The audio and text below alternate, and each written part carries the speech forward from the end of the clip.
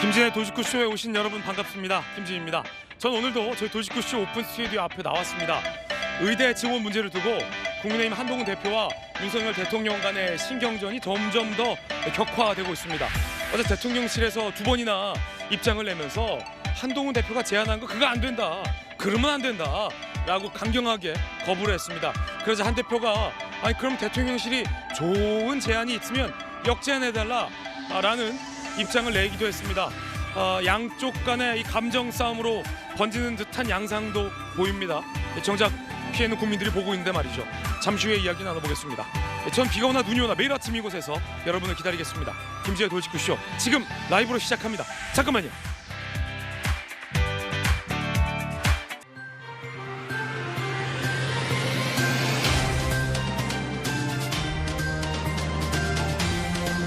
신문 읽어준 남자입니다. 의료 대란 속에 국민들이 불안해하고 있는 가운데 여당 대표와 대통령 간의 이견 충돌이 영 불안하게만 보입니다.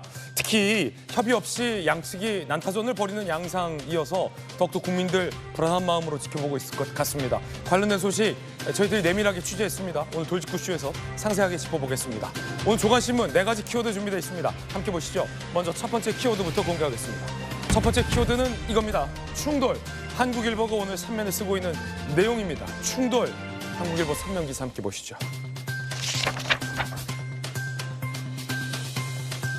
당심을 업은 한동훈 대표. 이번엔 확전불사. 유예는 없다. 윤 대통령. 잠시 후 오늘 회견에서 반격도 예정됩니다. 인요한 최고위원 등 친윤 의원들이 한 대표가 제안했던 2026년도에 의대 지원을 유예하자라는 것을 지지하고 나섰습니다. 그런데 대통령실에선 어제 2차례나 입장을 내면서 한동훈 대표 제안은 불가하다. 이건 의료개혁하지 말자는 거다. 라는 강한 입장을 냈습니다. 그러자 한 대표 측은 대통령실에 마땅한 대안이 있으면 우리한테 제안해달라. 라고 또 공개적인 입장을 냈습니다. 감정전 양상으로도 펼쳐지고 있다는 지적도 있습니다. 잠시 후에 이야기 짚어보겠습니다. 벌써 한동훈 대표가 여의도에 나타나고 나서 몇 번째 공개적인 갈등인지도 모르겠습니다. 이어서 다음 키워드입니다. 두 번째 키워드는 이겁니다. 유예. 서울신문 3면입니다. 합성 수준 낮다고, 범죄 수익 적다고, 딥페이크 범죄, 피의자 절반이 집행유예로 풀려났다. 서울신문은 이거 솜방망이다라고 지적했습니다. 이렇게 솜방망이 처벌을 법원에서 해준다면 결국은 여성 피해자를 2번 울리게 되는 거다라는 지적도 새겨들어야 될 것 같습니다. 특히나 법원의 판단이 너무 나이브하다는 지적도 있습니다. 법원에서 딥페이크 어차피 대부분 가짜인지 알 수 있다 라면서 딥페이크 합성물 5,800여 개를 업로드한 가해자에게 영리 목적의 범행이 아니라며 집유로 감경을 해줬다라는 법원의 판단은 고개가 갸우뚱해지기까지 합니다. 이어서 다음 키워드입니다. 세 번째 키워드는 이겁니다. 부정. 조선일보 신면입니다. 안타까운 기사가 오늘 보도됐습니다. 애끓는 부정이 담겨 있습니다. 여러분도 한 번쯤 봤을 것 같습니다. 고속도로 길가에 송혜이 좀 찾아주세요 라며 잃어버린 딸을 찾아달라라는 현수막. 20여 년간 이 현수막이 계속 달려 있었습니다. 그런데 송혜이 양의 아버지 25년간 딸을 찾던 송기룡 씨가 그만 교통사고로 세상을 떠났다는 안타까운 소식입니다. 그날도 딸을 찾아달라는 현수막을 달러 가던 길에 트럭의 충돌에 숨졌습니다. 귀신이 돼서도 반드시 찾겠다라며 딸을 향한 애끓는 부정을 나타냈던 아버지. 트럭에서 라면을 먹으며 전국을 누볐지만 딸을 찾지 못했습니다. 아내는 딸의 전단을 품고 세상을 떠났다고 합니다. 안타깝게도 그간의 수사는 종결됐지만 아버지는 그래도 딸을 포기하지 않았습니다. 딸은 찾지 못했고 안타깝게 세상을 떠났지만 남겨진 우리들이 아버지를 대신해서 꼭 그 딸을 찾아줘야 할 것 같습니다. 하늘나라에서 마음 편히 딸이 발견됐다는 소식을 들으시길 바라겠습니다. 자, 이어서 다음 키워드입니다. 네 번째 키워드는 아시면 돈이 되는 돈 뉴스로 준비했습니다. 오늘의 돈이 되는 정보, 키워드는 할인입니다. 돈이 되는 소식 바로 보시죠. 자, 추석 명절이 다가오고 있습니다. 추석 명절을 앞두고 정부가 민생 안정 대책을 내놨습니다. 자세한 내용 함께 보시면, 자, 추석을 앞두고 물가가 굉장히 많이 뛸 거라는 국민들 불안이 있습니다. 그래서 온오프라인 매장에서 농산품 그리고 수산물 등 최대 60% 할인전이 시작됩니다. 그리고 온누리 상품권의 경우에 할인율이 15%로 올라갑니다. 특히나 카드형, 모바일형 온누리 상품권 쓸 경우에는 기존 10% 할인이 아니라 15% 할인된다는 점 명심하시기 바라겠습니다. 자, 그리고 KTX 역귀성 때는 40% 요금 절감도 있다는 것 알아두시면 우리 가게 생활에 보탬이 될 것 같습니다.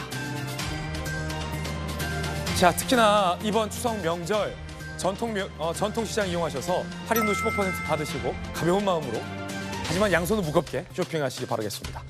알아두면 돈이 되는 돈뉴스였습니다. 지금까지 신문 읽어준 남자였습니다.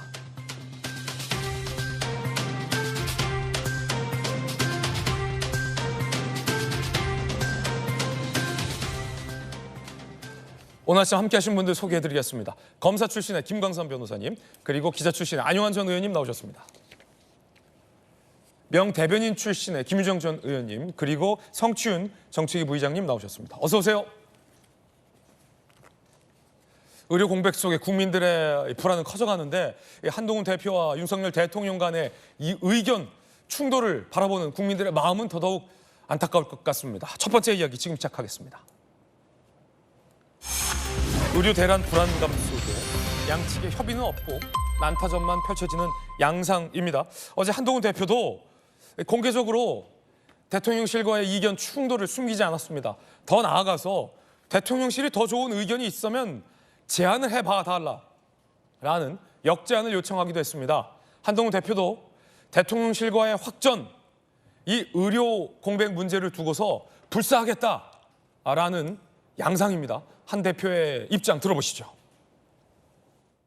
임무는 국민의 건강과 안전을 지키는 게 최우선이잖아요. 거기에 대한 논의 그리고 어떤 게 정답인지 그것만 생각하시면 될 것 같습니다. 대단히 중요한 이슈고요. 거기에 대해서 당연히 민심을 전하고 민심에 맞는 의견을 전해야 한다라고 생각합니다. 간담회에서 감정 갈등에 대한 우려 표명하셨다고 하셨는데 그 정도 하죠. 한 대표 표정은 심지가 굉장히 굳어 보입니다. 민심을 전달하는 것이 당의 역할이고 그것이 맞다. 다시 말해서 한 대표가 대통령실에게 건의한 그 내용이 민심이다 라고 한동훈 대표는 이야기를 하고 있다는 분석이 많습니다. 그리고 국가의 임무는 국민의 건강과 안전을 지키는 게 최우선인데 지금 현재 대통령실이 그 의무를 지키고 있느냐라는 우회적인 비판이다라는 해석조차 가능할 것 같습니다. 자, 대통령실이 어제 2번 브리핑을 하면서 한 대표의 제안을 받아들일 수 없다라는 완고한 거절 의사를 나타냈습니다. 대통령실도 만만치 않았습니다. 오전에 한 대표 의견과 무관하게 일관된 입장이다. 박 차관 교체도 전혀 검토한 바 없다. 오전에 한 대표 의견과 무관하게라는 표현이 나왔어요. 오후에 한 대표의 제안은 대안이라기보다는 의사증언하지 말자는 얘기다. 무책임하다는 거죠. 국민의 생명과 직결된 사안에 굴복하면 정상적인 나라가 아니다. 한 대표 제안대로 하면 그건 굴복이고 그건 정상적인 나라가 아니다. 국민을 위한 일이 아니다라며 대통령실도 가만히 있지 않았습니다. 그러자 한동훈 대표가 SNS에 그러면 어디 좋은 대안이 있으면 좀 드러나 보자 라며 대통령실에 역제안을 했습니다. 더 좋은 대안이 있으면 더 좋겠다. 다른 대책이 있으면 직접 제시하라. 국민의힘 제안보다 더 좋은 방안을 제시해야 할 것이다. 이건 전면전. 한 대표 주변에선 이제 한 대표도 확전을 두려워하지 않겠다. 이 전면전 양상으로 가겠다. 물러서지 않겠다라는 뜻이라는 해석도 나오고 있습니다. 안용환 의원님. 네. 그러면 어디 뭐 더 좋은 대책 있으면 한번 드러나 봅시다.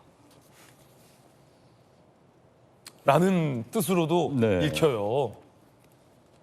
없지 않냐 대책. 한 대표가 지금 이거 얘기하는 거 아니에요 대통령실에?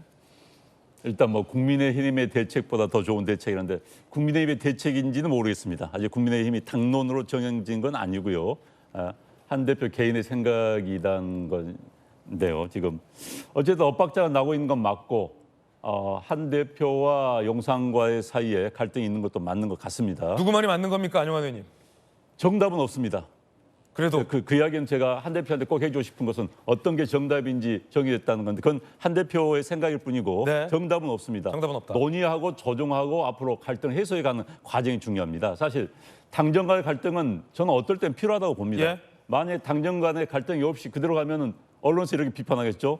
용산한테 따라만 간다. 네. 그냥 무슨 뭐 마네킹이냐 뭐 이런 이야기까지. 근데 지금 뭐 협의할 만한 타협의 여지가 없어 보이는데요. 그러니까 그렇지만 또 국민의 여론을 조정하고 또 용산에 전달하는 게 당의 또 의무이기도 합니다. 그건 한 대표 말이 맞습니다. 그러나 문제는 네. 조정한 과정에 문제가 있습니다. 지금 그런데 지금 전혀 조정하는 과정이 없이 충돌하기 때문에 국민들은 더 좀 불안해하고 우려의 눈으로 보고 있는 거고요. 보통 이 정도 이견이 나오면 물밑에서 정무수석과 뭐 당대표 측근이 비서실장이 굉장히 뭐 하루에도 3-4번씩 만나면서 왔다 갔다 해야 되는 게 맞는데 그러니까 지금 주요 언론에서 네. 오늘 뭐 사설 보니까 지적한 게 한동훈 대표의 그 이 사안을 제기한 방식이 좀 문제가 있다는 걸 이야기하고 있습니다.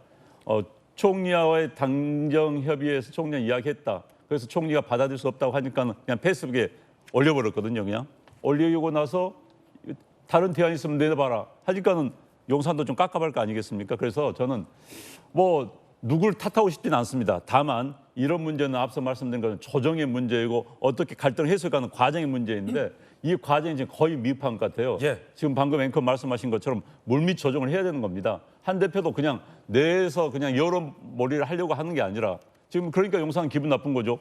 왜 날 몰아붙여? 마치 고양이가 쥐를 몰아붙이니까는 용산은 뭐야 이거 대표가 사전에 조율을 하고 이런 과정이 없는 거 아니냐. 물론 한 대표 이렇게 말하겠죠. 말이 안 통하니까 그랬다. 그럼에도 불구하고 그래도 대한민국 국정을 운영하는 사람들이 아니겠습니까? 예. 그렇다면은 물밑에서 더 이야기하는 과정을 거쳐야 되는 겁니다. 지금 사실 아마 오늘 대통령 뭐 기자회견 또 뭐 개혁 일부 4대 개혁 관련 뭐 내용 발표에서도 물러설 것 같지는 않습니다. 그렇지만 저는 용산도 이 부분에 대해서는 타협의 여지가 있어야 된다고 봅니다. 사실 이게 수의 문제가 돼버렸습니다. 수의 문제. 그 수의 문제는 조정의 가능성이 있거든요. 그렇기 때문에 이 문제에 대해서는 좀 타협해서 좀 조정해서 갈등을 조정하는 모습을 보여주는 게 국민들이 제일 중요합니다. 예. 정치는 기본적으로 갈등을 조정하는 겁니다. 그래서 여당부터 갈등을 조정하는 모습을 보여줬으면 좋겠습니다. 네, 안영환 의원께서는 대통령실도 조금 여지를 둬야 된다. 하지만 한 대표가 이런 식으로 공개적으로 이것을 공론화하면서 갈등 양상으로 가는 것은 옳지 않다라는 의견 주셨어요. 김광선 변호사님은 어떻게 보십니까? 지금 양상은요, 뭐 서로 타협의 여지는 없고 똑같은 이제 검사 출신 두 분이 내 말이 맞다라고 원칙을 딱 받고 물러서지 않고 있는 그런 상황이고, 자, 그럼 국민들의 판단 한번 받아보자라는 양상이에요. 양쪽의 협상의 여지는 없어 보여요. 지금 언론 보도를 할 때 이제 사설을 보면 이제 경향이 있어요. 그러니까 양비론적 시각이에요. 윤 대통령이 너무 딱딱하다, 유연성이 없으면서도 또 한동훈 대표의 어떤 제안이랄지 그 과정에 있어서 좀 문제점이 있다. 네. 사전 조율하고 그렇게 가야지.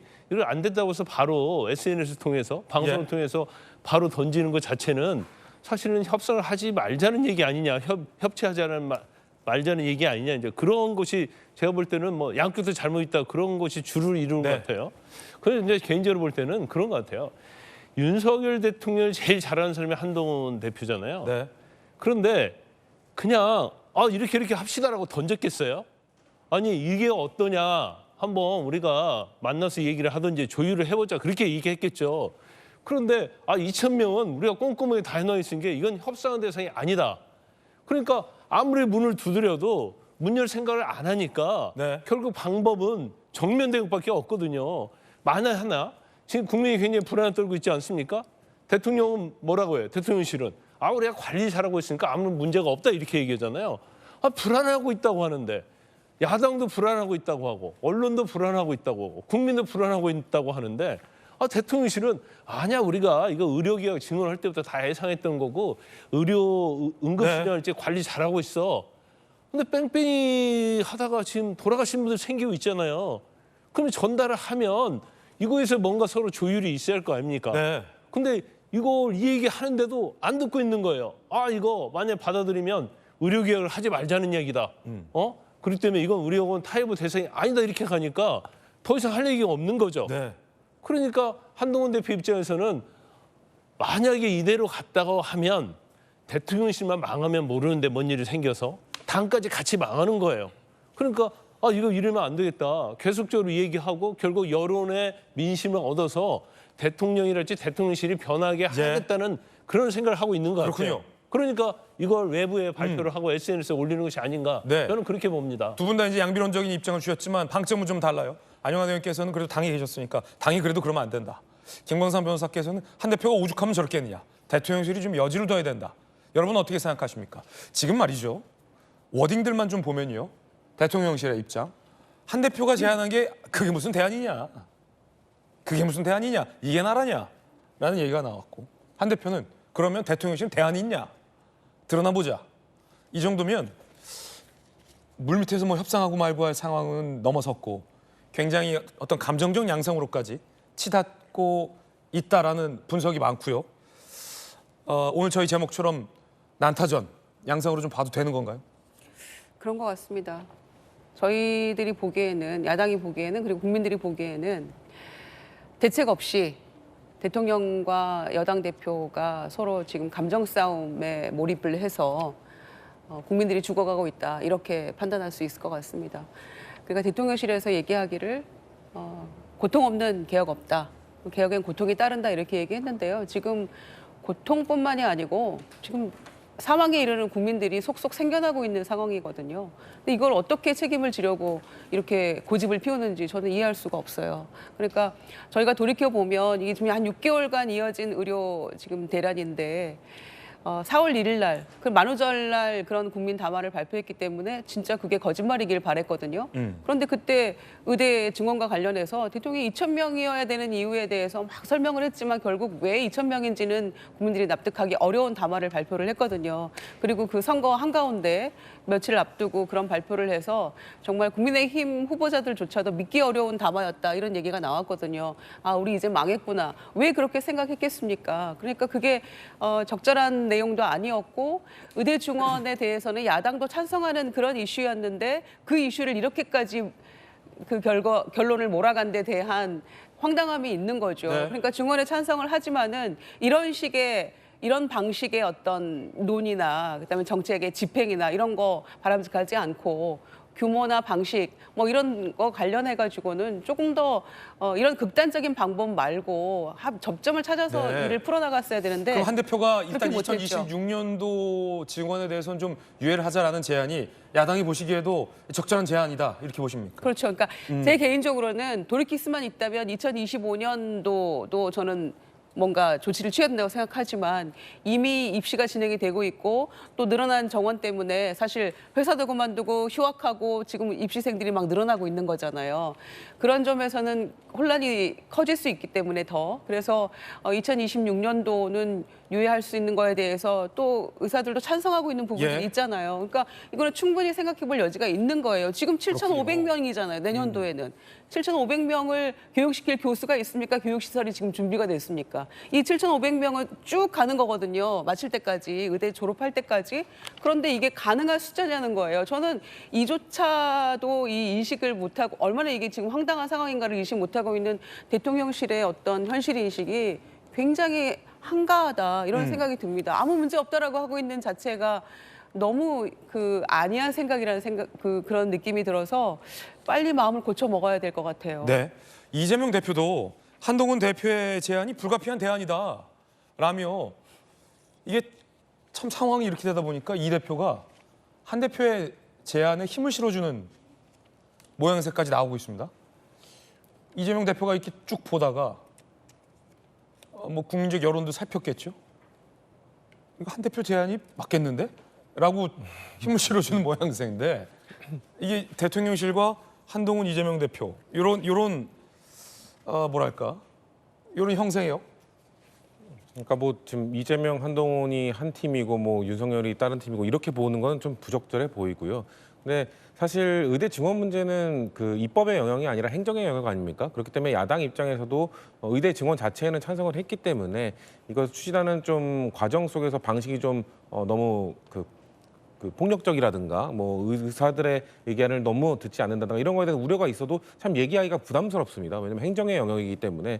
근데 그렇기 때문에 집권 여당의 대표가 어떻게 보면 용기를 낸 거죠. 용기를 내서 행정의 영역에 대해서도 국민들의 의견을 전달한 겁니다. 왜냐하면 정당의 그게 역할이거든요. 원래 국민들의 의견들이 좀 집결이 돼서 그 정부 정책에 반영될 수 있도록 전달하는 그 링커 역할을 하는 것이 정당의 그 수많은 역할 중에 가장 영순위 역할입니다. 그것이 정당이 해야 되는 역할이고 그렇기 때문에 정당 대표들이 국민들이 이런 의견을 갖고 있으니 이거를 좀 반영해 달라라는 차원에서 의견 전달하는 거는 아주 다분히 정상적인 과정인 거죠. 근데 그것에 대해서 뭔가 과학적인 근거를 갑자기 가져오라고 하는 글쎄요 우리가 뭐 숱하게 얘기했지만 2,000명에 대한 과학적 근거도 제시를 못하면서 이것을 변경하려면 과학적 근거가 있어야 된다고 얘기하는 게 국민들에게 설득력이 없는 것이고 지금 또 관리가 가능하다고 얘기하잖아요. 근데 응급실은 지금 이미 제가 봤을 때는 무너지고 있는 중입니다. 국민들은 그렇게 느끼고 있습니다. 이른바 그 응급실 뺑뺑이라고 하죠. 환자 재이송 사례가 보건복지부 발표 자료에 의하면 작년에 한 4,200건 정도였는데 올해 전반기에만 이미 작년 절반 수준을 훌쩍 넘어섰습니다. 그리고 그거를 뭐 통제하기 위해서 본인 부담금을 90%로 늘리고 그래서 경증 환자를 응급실에 못 가게 하면 된다? 그게 문제가 아니잖아요. 지금 미래의 의사들을 늘리기 위해서 지금 이제 뽑기 시작하면 한 10년 뒤에 의사가 되는 분들인데 미래의 의사를 늘리기 위해서 밀어붙이다가 지금 현재의 의사들이 사직서를 내고 있습니다. 지금 전공의에 의해서 전문의, 교수님들까지 지금 사직서를 내고 있다는 거 이거 매우 심각한 문제거든요. 예. 그러니까 응급실에 지금 결국 환자 재이송 뺑뺑이를 하는 이유 가장 40%가 뭐냐면 전문의가 없기 때문입니다. 지금 전문의가 사라지고 있는 상황에서 국민들이 이거 괜찮은 거냐? 우리 응급실도 못 가고 수술 날짜는 미뤄지고 괜찮은 거냐는 얘기를 계속해서 뭔가 정치인들이 하고 있으니까 그 의사를 전달한 건데 그걸 이런저에 거절해버리는 이것은 저는 그 뚝심이 아니라 아집이라 보고요. 의료 개혁이 의료 계약이 되어가고 있는데 대통령실만 모르고 있다.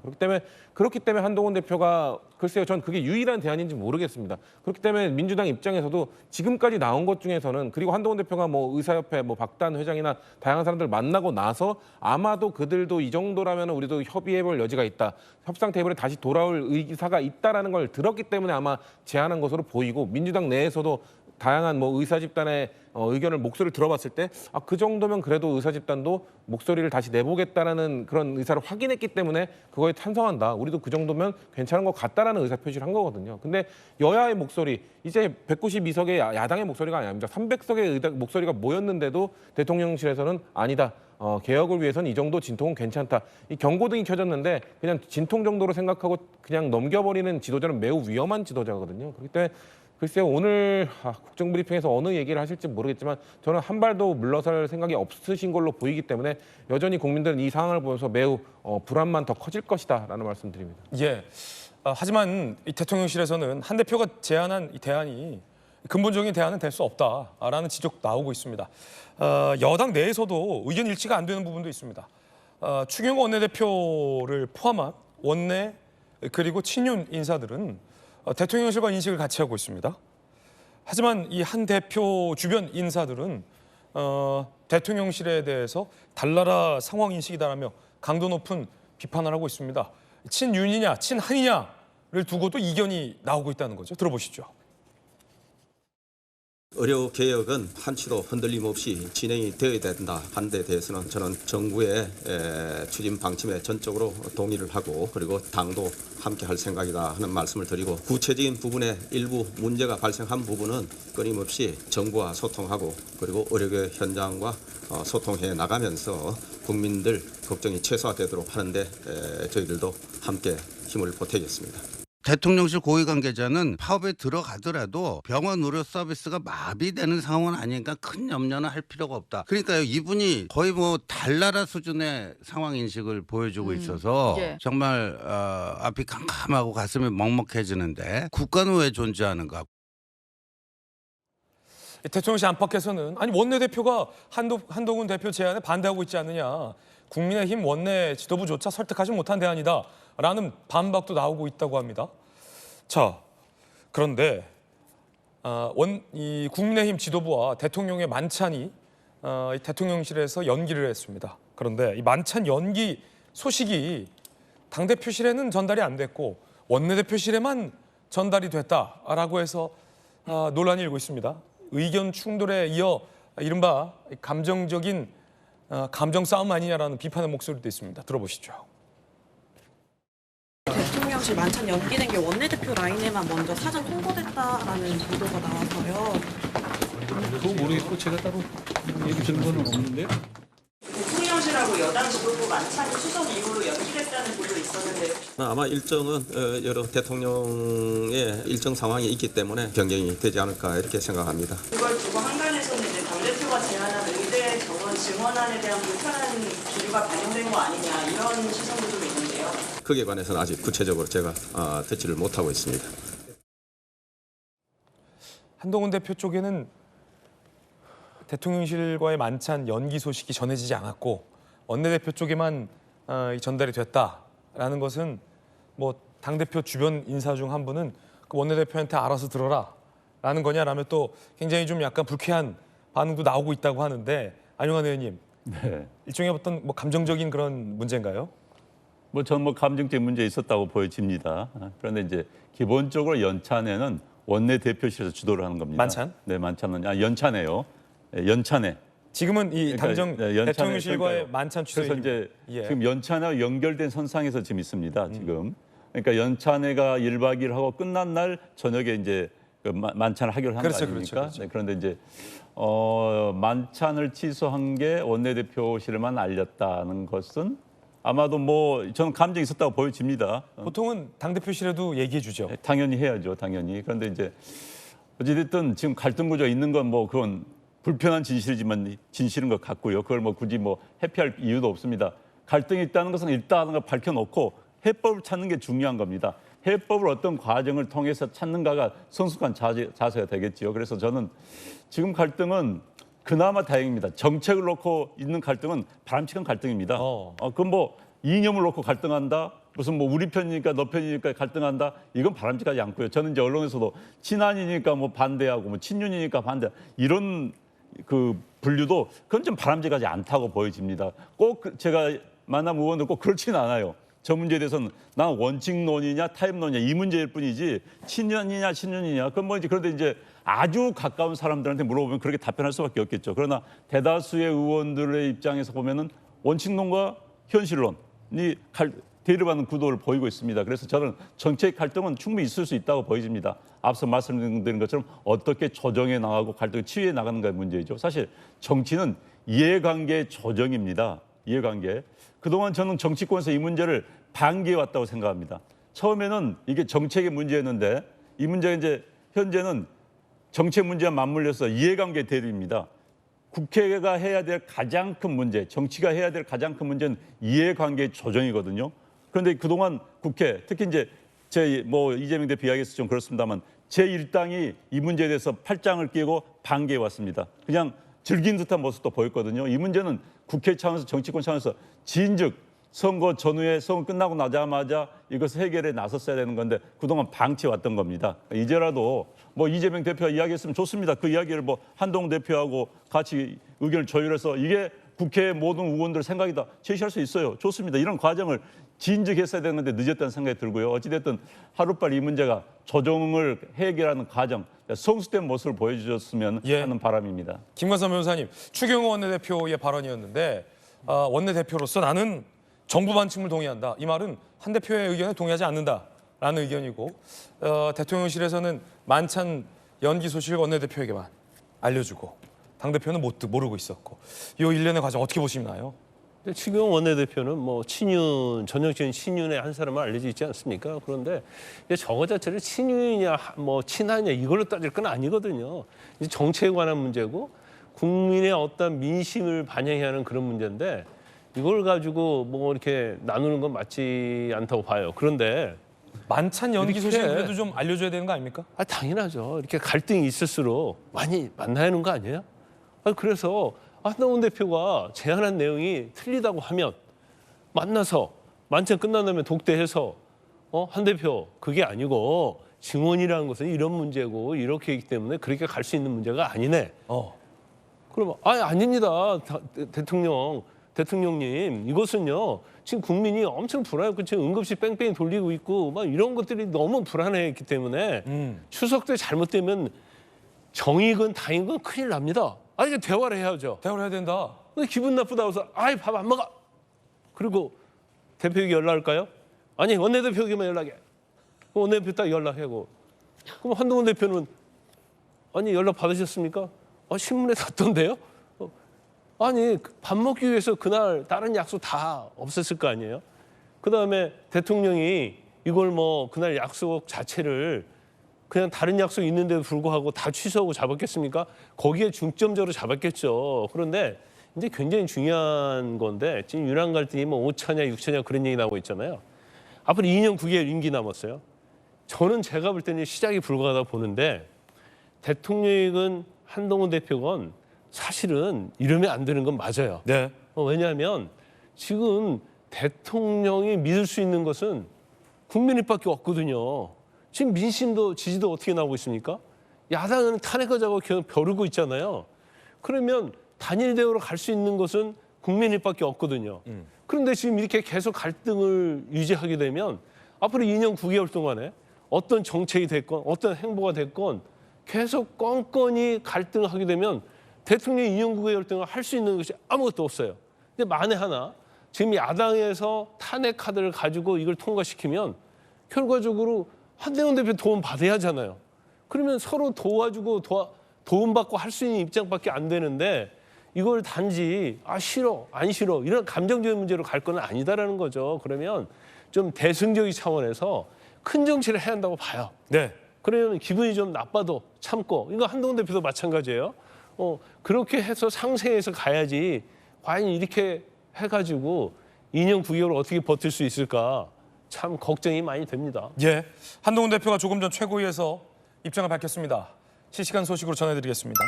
의료개혁의 동력은 국민이다라고 밝혔습니다. 즉 국민의 지지가 없으면 대통령실이 추진하고 있는 의료개혁은 동력을 잃을 것이다 라는 비판이고요. 추진 과정에서 국민 불안에 반응을 해야 된다라며 대통령실이 국민 여론을 좀 들어야 한다라는 취지의 발언을 했습니다. 대안과 중재가 필요하냐는 판단이 있어야 된다. 결국 한 대표가 하려는 것이 대통령에게 대드는 게 아니라 이 의료계와 정부 사이에 중재를 하는 것이다 라고 본인의 입장을 밝혔습니다. 응급실 상황에 대한 실효적 대안이 있어야 된다. 한 대표가 지금 거듭 대안 얘기하잖아요. 이 정부가 대안이 없다라는 것을 한 대표는 얘기하고 있는 것 같습니다. 당정 갈등의 프레임은 그러면서도 낄 자리가 없다. 이걸 그냥 당정 갈등과 두 사람 간의 충돌을 보지 말아달라라고 밝혔고요. 정부도 다양한 대안을 제시해 왔다라며 한동훈 대표가 막판에 정부의 입장에 대해서도 설명을 해줬습니다. 다시 말해서 이 의료개혁 문제와 의견 충돌을 단순히 당정 갈등으로 보는 건 사치스럽다. 한 대표는 이렇게 지금 보고 있는 거지만 글쎄 만찬을 두고도 그리고 한동훈 대표와 대통령 주변에 있는 주변 인물들이 내놓고 있는 입장을 보면 당정 갈등은 명백해 보이고요. 결국 본인이 제안한 한 대표의 어떤 중재안에 국민들의 어떤 지지가 있다라는 얘기를 한 대표가 지금 하고 있는 것 같습니다. 한 대표 주변에서도 이런 얘기가 나옵니다. 함께 보시죠. 한 대표 주변입니다. 추석 전까지 해소책을 내놓지 못하면 정부 여당이 공멸할 것이라는 위기감 때문에 한동훈 대표가 마이웨이를 선언한 것이다. 매를 감수하고 출구 전략을 대신 떠준 거다. 응급실 뺑뺑이 사연을 접한 한 대표가 정말 심각한 문제라고 안타까움을 드러냈다라며 한 대표가 각을 세우는 이유에 대해서 주변 사람들은 얘기하고 있습니다. 김주호 의원님. 네. 한동훈 대표의 얘기가 100번 맞는 얘기죠. 그러니까 그 문제점이 얼마나 심각하다는 것을 대통령실이 전혀 인식하지 못하고 있는 것 같아요. 특히 대통령이 인식 못하고 있는 것 같습니다. 그러니까 저런 오기 부리는 것 같은 모습을 지속적으로 지금 보여준다고 생각하고요.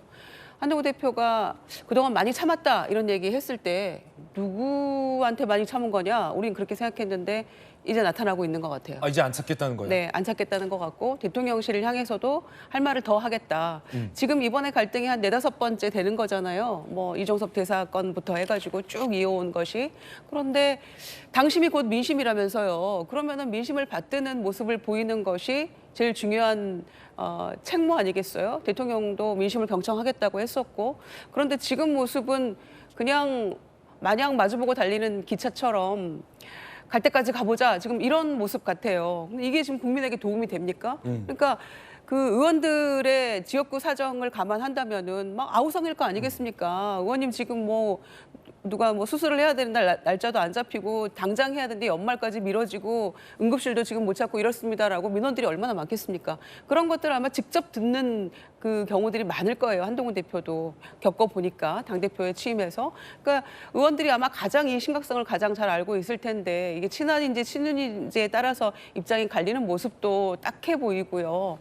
이 심각성에 대해서 이렇게 조금도 인식을 못한다는 것이 저는 정말 놀라울 정도인데 한 대표는 물러설 기미가 없죠. 그런데다가 만찬 가지고 밥 먹는 거 가지고 치사하게 이런 식으로 하는 게 어디 있습니까? 그리고 이거를 정재석 그 비서실장을 그 자리에 임명했을 때는 왜 어떤 이유에서였습니까? 이분이 국회 부의장도 했고 다선의 중진 의원이고 과거에 정무수석도 했던 경험 때문에 정무적인 역할을 뭔가 잘할 것이라는 기대감을 가지고 임명한다. 야당은 말이 안 된다 이렇게 얘기를 했습니다마는 여러 문제가 있다라고 했습니다. 그럼에도 불구하고 대통령이 임명을 했잖아요. 예. 그랬을 때 이런 조정을 좀 원활하게 하라는 거였는데 야당하고 조정은커녕 당내 이런 것조차도 치사하게 무슨 원내대표실에만 연락을 하고 당대표실에 연락을 안 하는 이런 모습은 저는 듣도 보도 못한 상황이거든요. 밥 먹는 거 갖고 이런 건 치사한 거다. 정말 치사한 거죠. 그리고 얘기를 뭐라고 했습니까? 식사하는 그런 모습 보이는 것보다 민생 대책이 우선이다. 아니 추석 앞두고 만나서 밥만 먹으려고 했냐고요. 민생 대책 논의하고 어떻게 해나갈지 그런 논의하는 가운데 밥이 매개체가 될 뿐 아니었습니까?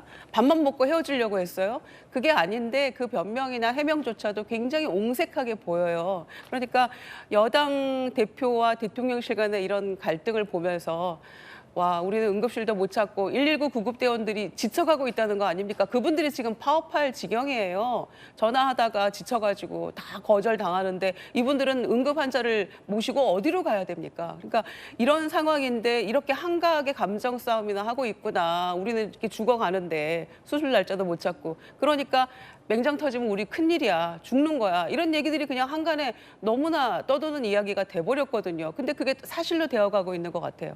이런 상황에서 식사회동 가지고 뭐 가지고 이렇게 하는 거 보면 얼마나 한심하게 바라보겠습니까, 국민들이. 그러니까 각종 특검법에 앞서서 저는 이 의료 문제 때문에 정권이 몰락의 길을 자처하고 있다고 생각합니다.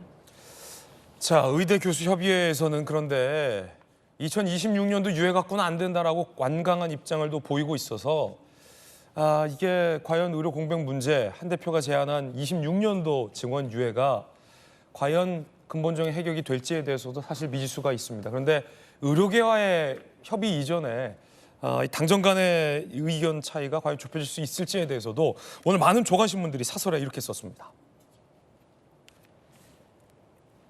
동아, 윤의 세 번째 기자회견 잠시 후 저희가 생중계해드립니다. 질문 속 여론의 귀 활짝 열라. 조선, 의료 사태 놓고 또 충돌. 윤하는 협의는 안 하기로 작정했니? 그리고 중앙, 윤한 갈등 자제하고 우리 원장 해법 머리 맞대라. 제발. 한국, 의료대란 눈앞인데 윤한 충돌 국민 보기 민망하다. 라는 사설들을 일제히 써서 소개해드리겠습니다. 바라기는 그 와중에서도 그 가운데서도 이 와중에서도 지금도 용산과 한 대표 사이에서 물밑에서 누군가는 긴밀하게 양쪽의 입장을 풀기 위해서 노력하고 있으리라고 제발 기대해 보겠습니다. 자, 이번에 저희가 준비한 다음 이슈입니다. 주제 공개하겠습니다. 7년간 기밀을 팔아넘긴 정보사 공무원 수사 결과 중간 수사 결과가 나왔는데 참 돈 몇 푼에 고작 돈 몇 푼에 목숨 걸고 공작 활동, 정보 활동을 펼치던 우리 블랙 요원들의 신상을 중국에게 팔아넘긴 것으로 드러났습니다. 처음에는 내 노트북이 해킹당한 거다 라며 혐의를 부인하던 그 군무원이 수사 결과 결국 범행을 실토했습니다. 그런데 너무나도 기가 막힌 건 이 양태가 중국의 요원에게 군사 기밀을 넘긴 것이고 그 중국의 요원이 북한에게 넘겨준 거라 간첩죄를 적용할 수 없다라고 합니다. 현재 상태에서는. 황당한 일입니다. 자, 일단 왜 우리 기밀, 특히나 은밀해야 할 블랙 요원의 신상까지 팔아넘겼냐? 돈 때문이었다는 겁니다. 무려 7년간 말입니다. 2017년 4월 중국 현지 공장만 접촉을 위해 출국했던 군무원, 팀장급 군무원이니까 베테랑이에요. 그런데 옌지공항에서 중국 정보 요원에게 붙들려서 억류가 됐다고 합니다. 이 사람 주장은 한국에 있는 가족들을 잡고 협박을 했다라고 입장을 밝히고 있어서 해당 군무원의 입장도 전해드립니다. 그런데 그해 11월부터 본격적인 기밀 유출을 시작합니다. 무려 7년간 지속해왔습니다. 자, 돈을 받고 자료를 넘겼어요. 그래서 가족들을 상대로 협박받았다고 했지만 본인이 오히려 더 돈을 요구하는 대목도 있어서 과연 그 주장이 신빙성이 있을지에 대해선 재판을 봐야 될 것 같습니다. 블랙 요원 명단을 넘기고 그렇다고? 예?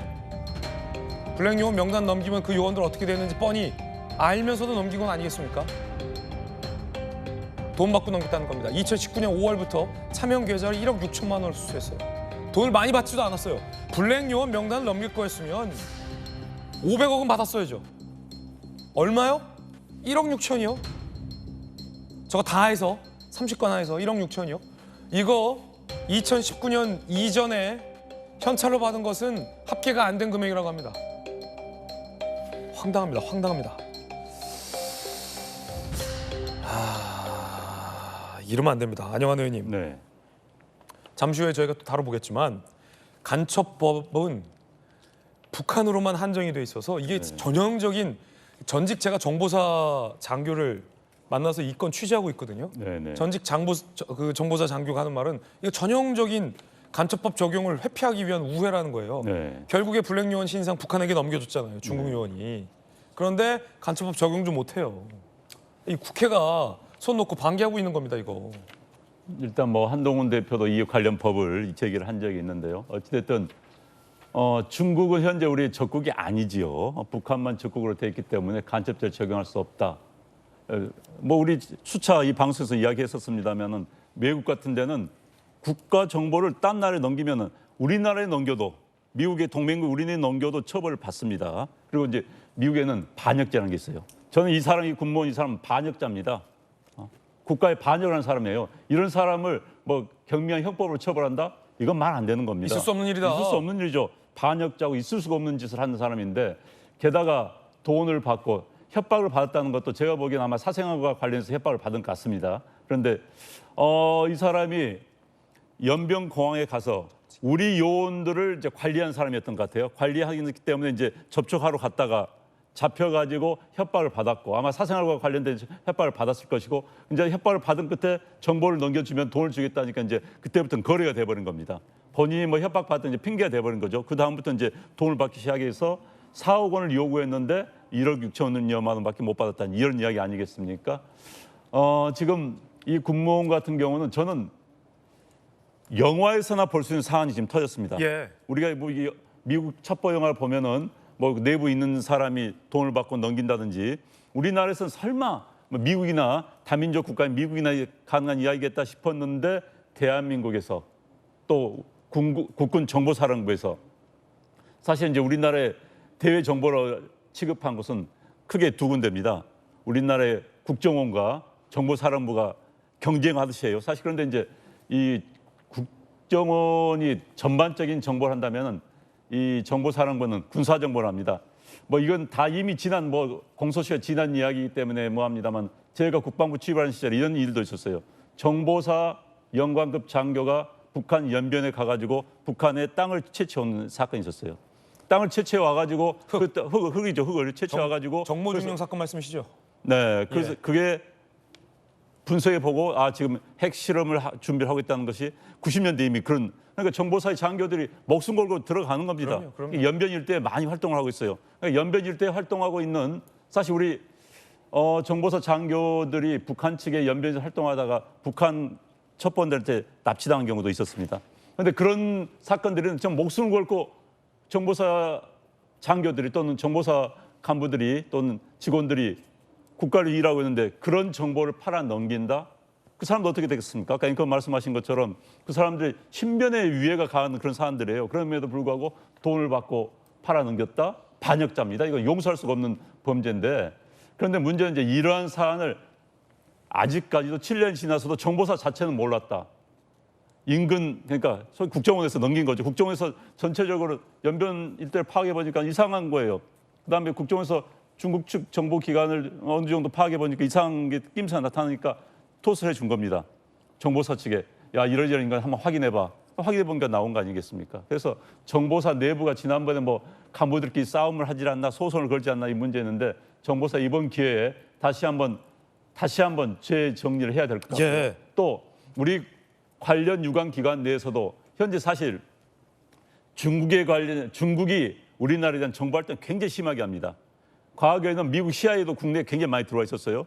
그래서 국내를 상대로 국내 정치에 관한 뭐 이런 정보들 수집해 왔는데 중국 측의 국내 정보 수집이 굉장히 급증했습니다.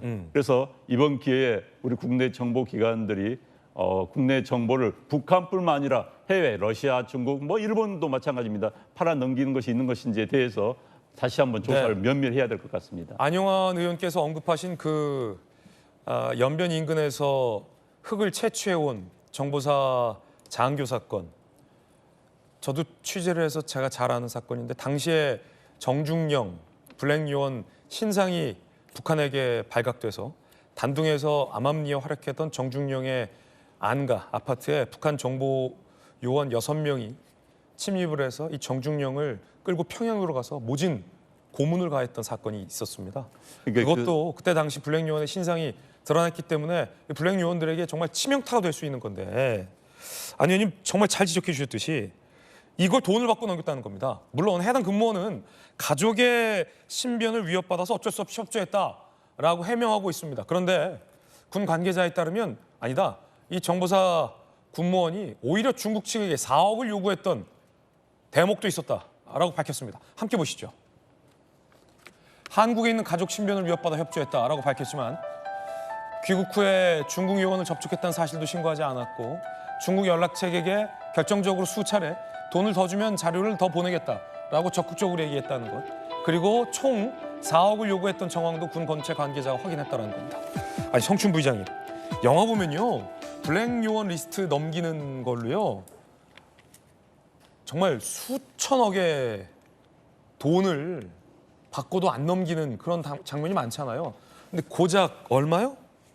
4억이요? 4억 다 받지도 못했는데 1억 6천만 원만 지금 받은 게 나왔잖아요. 차명 계좌로. 그 돈에, 그 푼돈에 자기 동료들, 자기 후배들, 블랙 요원들의 신상을 넘겨요? 그러니까요. 뭐 그분들의 이런 신상을 넘겨주는 대가를 뭐 저는 뭐 몇백억이다, 몇천억이다 그렇게 돈으로 매길 수도 없다고 생각합니다. 당연하죠. 그만큼 중요한 정보고 그분들의 목숨과도 연관되는 것이기 때문에 이런 것을 유출한 것 자체가, 근데 또 핑계를 대는 거 아직 결론이 나진 않았지만 핑계를 대는 것과 실제 밝혀지는 사실이 전혀 다른 걸로 점점 드러나고 있지 않습니까? 이 사람이 본인이 얼마나 큰 잘못을 했는지 알 겁니다. 왜냐면 정보사 요원이니까요. 본인이 얼마나 어처구니 없는 짓, 얼마나 그 수많은 그 블랙 요원들의 목숨을 위협하는 짓을 했는지도 알 텐데 가족의 협박? 저는 결국 가족의 협박이 아니라 막 우리가 방금 본 것처럼 오히려 더 큰 돈을 이 사람은 이렇게 얘기할 것 같아요. 협박을 받아서 작은 돈밖에 받지 못했다. 뭐 이 정도로 얘기할 것 같은데 어처구니 없는 일이 벌어졌다라는 말씀을 드리고 싶고, 근데 이 소식을 접하는 국민들은 이럴 것 같아요. 왜 간첩법을 만들지 않았느냐를 얘기를 할 것 같은데, 그러니까 저는 이게 간첩법 얘기가 몇 달 전에 이슈가 한번 되지 않았습니까? 그때도 말씀을 여러 번 드렸었는데 결국 법원 행정처에서 이건 여야의 뭐 반대 찬성 이게 갈린 게 아닙니다. 결국 법원행정처의 입장에서 봤을 땐 법 체계상의 문제가 있을 수 있다라는 얘기를 했던 것이거든요. 왜냐하면 지금 이거는 군사기밀이 나간 건데 이 산업기술이 유출될 수도 있지 않습니까? 근데 산업기술과 관련돼서는 산업기술 유출 그 보호법이 있고 또 군사기밀은 군사기밀 보호법이 이미 있습니다. 그래서 법 체계상 간첩법을 새로 만드는 것이 체계상의 이런 정리가 좀 필요하다는 얘기를 했던 것이 법원행정처의 그 당시의 입장이었고, 그리고 단순히 적국을 외국으로 바꾸자 동맹국, 우방국 그리고 동맹국에 준하는 뭐 국가들, 적국과 그 준적국 이 국가들 사이에 전달할 수 있는 정보, 불법적으로 주는 건 당연히 안 되지만 네. 전달할 수 있는 정보의 수준 차이가 있기 때문에 이런 것도 정리해야 된다. 저는 이 정도 얘기면 법사위에서 충분히 논의하고 얘기해서 만들 수 있는 법이거든요. 예. 근데 국회가 제기를 못 하고 있는 거예요. 그렇죠. 그렇기 때문에 이거에 대한 사실 뭐 여야가 뭐 진보의 가치, 보수의 가치 때문에 충돌한 게 아니라 그냥 체계상의 법 체계상의 문제 때문에 이견이 생겼던 건데 이거를 해결할 의지가 양쪽 다 없었던 거죠. 양쪽 다 방기하고 있던 거죠. 왜냐하면 국회 안에서 정쟁하느라 뭔가 싸우느라 바빴기 때문에 네. 이거를 방치하고 있었던 건데 이런 것들이 좀 통과가 됐다면 이 사람에 대해서 더 큰 처벌을 내릴 수 있었던 건데 간첩죄도 적용할 수 있었던 건데 그런 것이 적용 못하게 된 책임은 이 사람의 당연 근본적 죄를 저지른 이 사람의 책임도 있지만 정치권에서 이런 것들을 방기하고 이런 거 뭐 민생뿐만 아니라 이런 세세한 부분들 국민 안전과 그 정보사 요원들의 불량 요원들의 안전과 관계된 법들조차도 제대로 챙기지 못한 저는 정치권의 책임이 있다는 말씀을 덧붙이고 싶습니다. 예. 간첩법 입법의 미비점 문제가 제기된 게 한 2주, 3주 됐는데 국회가 법사위가 국회 주도권을 쥐고 있는 민주당이 마음만 먹으면 그 사이에도 간첩법은 개정할 수 있었으리라 봅니다. 간첩죄를 적용하지 못한 게 이 법의 문제입니다. 함께 보시죠. 간첩죄 적용, 사건 이첩, 두 개의 기밀 넘어갔을 경우 가능성을 염두에 뒀지만 일반 이적죄를 적용했다는 겁니다. 북한과 명확한 연계성을 특정짓지 아직 못했기 때문에 간첩죄를 결국 적용하지 못했기 때문입니다. 거듭 말씀드리지만 지금이라도 여야가 맘만 먹으면 이 간첩법 바꿀 수 있습니다. 개인적인 생각이지만 김관섭 변호사님, 네. 법사위에서나 뭐 다른 상임위에서 뭐 친일 타령하지 말고 여야가 간첩법 맘만 먹으면 바꿀 수 있는 거 아닙니까? 쉽게? 지금 민주당이 친일 타령하고 그다음에 특검 탄핵 하다가 지금 22대 국회 지금 다 갔잖아요. 이제 의료개혁 문제가 나오니까 이제 그게 좀 잠잠해진 거예요. 그리고 이제 우리가 좀 이따 얘기했지만 딥페이크와 관련된 것들 그런 것들 엄청나게 심각하잖아요. 과방에서 그런 거 하나도 안 다루고 맨 방송 쟁점 법안 하고요. 뭐 탄핵 얘기만 하다가 시간 다 보낸 거 아닙니까? 근데 그게 바로 민생이거든요. 그럼 설사 공격을 하고 쟁점 법안 한다 하더라도 민생 법안부터 마무리하고 그다음에 공격할 거 있으면 공격하고 그게 맞지 않습니까? 근데 이게 선후가 이제 바뀐 거예요. 그 이제 터지고 나니까 이런 문제가 계속 생기는 건데 이제 이번 군 정보사와 관련된 것이 이제 여러 가지 문제점이 있는데 이제 첫 번째는 우리가 이제 국민들이 분노할 것은 이제 간첩죄를 적용을 못 한다는 거죠. 왜냐하면 간첩은 적국인데 적국은 우리가 북한으로 돼 있다는 거 아닙니까? 근데 간첩죄를 적용하면 형량이 굉장히 높아요. 7년 이상, 사형, 무기까지 되거든요. 근데 일반 이적죄로 가면 3년 이상 또는 무기징역이에요. 이제 그렇기 때문에 이제 형량 차이가 굉장히 많다. 그러면 사실 간첩죄 행위를 하는 사람 입장에서 보면 아, 내가 이거 북한과 관련이 없다는 걸 입증하면 뭐 좀 살다 나오면 되겠구나 이런 문제가 있을 수 있거든요. 그래서 지금 뭐 문제가 되는 것이 일단 보안 문제도 문제가 될 수 있고 두 번째는 지금 별로 수사가 잘 안 된 것 같아요. 그렇기 때문에 예. 수사를 좀 더 정확하게 그렇죠. 해서 더 밝혀내야 한다 이렇게 봅니다. 네. 제가 이 사안 취재하면서 전직 정보사 베테랑 장교분을 만났는데 그 중국 정보 요원에게 이 군무원이 넘겼지만 되게 많은 경우 뭐 이 사건 좀 더 수사해 봐야겠지만 중국 정보 요원이 이 북한 정보 당국과 밀접하게 연계돼 있을 가능성이 크기 때문에 그것을 특정할 수만 있다면 중국 정보 요원에게 기밀을 넘겼지만 결국은 북한에게까지 넘겨간 정황까지 사실관계가 파악된 만큼 간첩법을 추후에라도 적용할 수 있다라는 의견도 전해 들은 바 있었습니다. 자, 이번엔 저희가 준비한 다음 순서입니다. 뜨거운 소식 두 가지 엄선했습니다. 첫 번째 소식입니다. 서울대 N번방 공범에게 징역 5년, 선고가 됐습니다. 재판부는 역겹다고 했습니다. 정말 역겹습니다.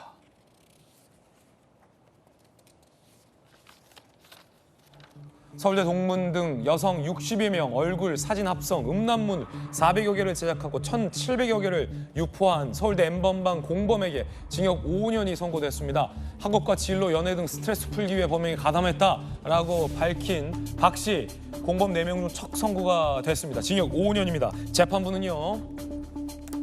영상물 내용 입에 담기 어려운 굴욕적이고 역겨운 내용이다. 익명성을 악용해 여성을 성적 대상화, 스트레스 풀 이용으로 도구화를 했다. 피해자 인격을 말살했다며 징역 5년을 선고했습니다. 김정은 의원님. 네.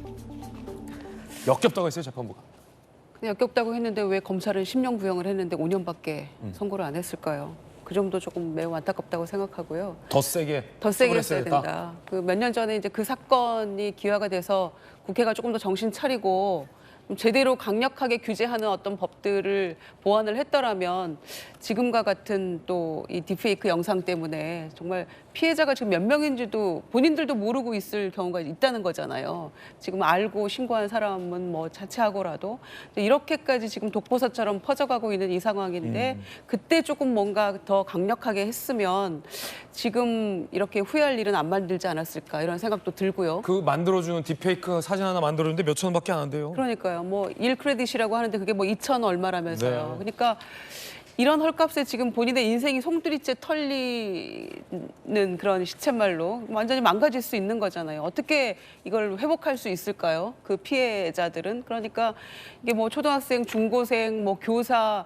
군인도 있다는 거 아닙니까? 그러니까 우리 사회 전방위적으로 지금 이게 그 피해자가 그 퍼져 있고 완전히 이건 사회적 재난 상황이라고까지 볼 수 있는 그런 상황인데 그에 앞서서 몇 년 전에 굉장히 사회적으로 큰 무리를 일으켰고 충격을 줬던 이 N번방 사건이 검찰 구형보다 못한 형이 나오고 보니까 이렇게 조금 안이한 시각 또는 국회에서도 뭐 그렇게까지 하겠어라고 했던 좀 안이한 판단 이런 것들 때문에 이걸 미리 미연에 못 막지 않았나 생각도 들고요. 그리고 그런 사회적 인식이나 시각이 지금 현재 상황보다 조금 못 따라가고 있기 때문에 이런 선고도 네. 좀 안이하게 나오지 않았나 좀 많이 안타까웠습니다. 딥페이크의 피해 사례가 속속 드러나면서 야 이게 사실 우리 사회에 엄청 큰 문제다라는 인식들을 국민들이 해가고 있는 상황인데 이 문제를 주로 다뤄야 할 국회 과방위에서 정작 제대로 회의조차 없었고 한 번 회의 때 언급됐는데 고작 16분 언급되고 그쳤다라는 지적한 보도들도 많이 나오고 있습니다. 자, 국회 과학기술정보방통통신위원회 과방위 회의 20회 딥페이크 언급된 건 한 번뿐 회의 총 시간 143시간 7분인데 딥페이크 언급된 시간은 16분에 불과했다라고 합니다. 어제 마침 과방위 회의가 있었습니다. 딥페이크 말고 그럼 뭘 얘기했는지 들어보시죠. 광복절 0시가 되자마자 일본 군국주의의 상징인 기미가요가 8월 15일 땡 치자마자 기미가요를 트는 게 말이 됩니까? 혹시 그 오페라 보셨습니까? 그것은 중요하지 않고요. 제가 지금 그 질문을 답... 굉장히 중요하다고 제가 아닙니다. 생각합니다. 저희가 세 번 사과를 했습니다. 작품이 정말 일본을 찬양하고 나라를 팔아먹고 그런 내용을 담고 있고 그걸 틀어서 친일을 하겠다고 하면 미친 정도가. 글쎄 KBS의 오페라 나비부인 상영도 과방위에서 밝혀내야 할 상황이지만 많이 하지 않았습니까? 많이 하지 않았습니까?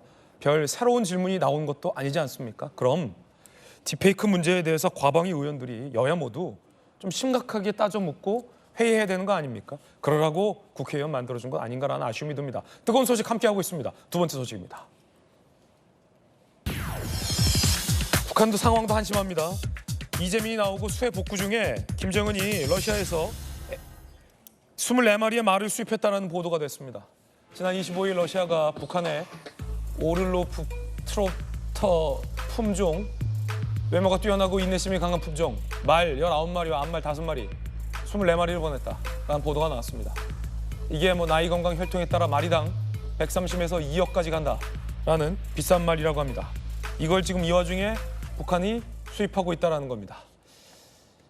자, 자료 한번 보면 뭐 김씨 일가의 백마 사랑은 대단합니다. 최근 김주애의 전용 백마까지 열병식에 등장. 그 백마를 열병식에 왜 도대체? 그런데 러시아에서 김정은의 에마 24마리까지 수입해왔다라는 보도가 나왔습니다.